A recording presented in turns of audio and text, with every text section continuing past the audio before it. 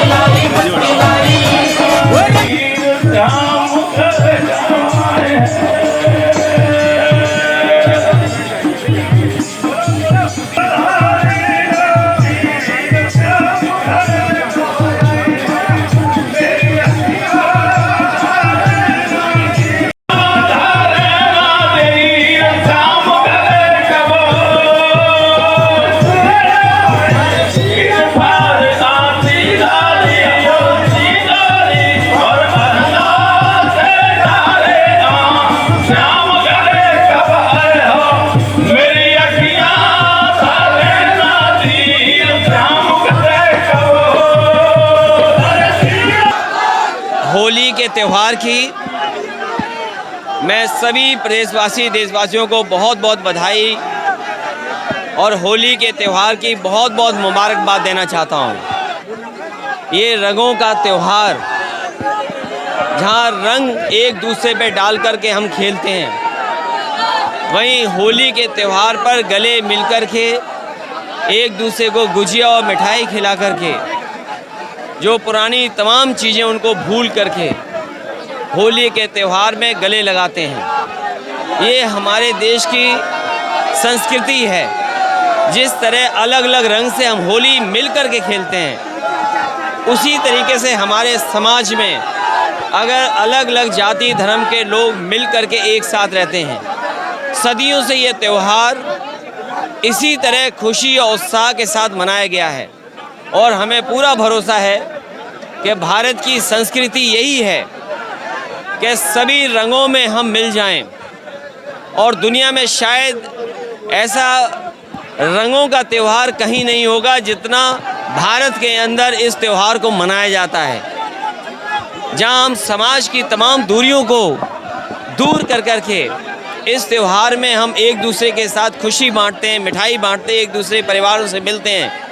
यही हमारी संस्कृति की सबसे मजबूत परंपरा है।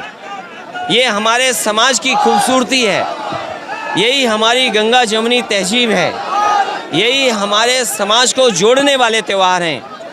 आज के दिन जब रंगों का खेल और रंगों का त्यौहार हम एक दूसरे के साथ मना रहे हैं, वहीं हमें ये भी संकल्प लेना चाहिए कि ऐसे हमारी परंपराओं का, हमारी संस्कृति पर, हमारे गंगा जमुनी मिली तहजीब पर जो प्रश्न लगा रहे हैं, उनके दूरियां बना करके हम रहें। हमें उम्मीद है ये त्यौहार जिस तरह खुशी लेकर के आया है, हमारे समाज में इसी तरह खुशी बनी रहेगी। आज का त्यौहार ऐसा है कि बुरा ना माने होली है, लेकिन फिर भी ये बात कहनी चाहिए कि जितना भेदभाव भारतीय जनता पार्टी की सरकार में, इतना भेदभाव कभी समाज में नहीं हुआ, इतनी नफरत की राजनीति कभी नहीं हुई। और ये तमाम उदाहरण हैं, एक उदाहरण नहीं है, तमाम उदाहरण ऐसे हैं जहां हम ये कह सकते हैं कि सरकार भेदभाव से काम कर रही है। शेर पले बड़े यहाँ पर, उनको ट्रेन किया यहाँ पर। लाइन सफारी शुरू होनी चाहिए थी। लाइन सफारी इसलिए नहीं शुरू हो रही क्योंकि ये न केवल प्रदेश का, देश का, बल्कि दुनिया का अट्रैक्शन बनेगा। लोग यहाँ आएंगे, नौकरी रोजगार बढ़ेगा, कारोबार बढ़ेगा, व्यापार बढ़ेगा, टूरिस्ट आएंगे, पैसा खर्च करेगा, कोई न कोई पैसा कमाएगा। इसलिए जानबूझ करके सरकार भेदभाव कर रही है इटावा से और समाजवादी कार्यक्रमों से।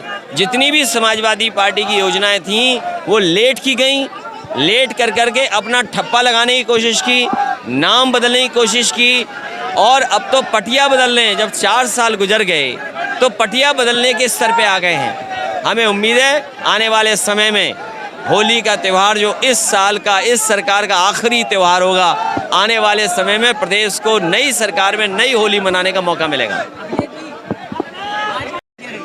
अब वो होली कहीं और मना रहे होंगे और ये तो शुरुआत है, होली के बाद कहीं और मन रही होगी होली।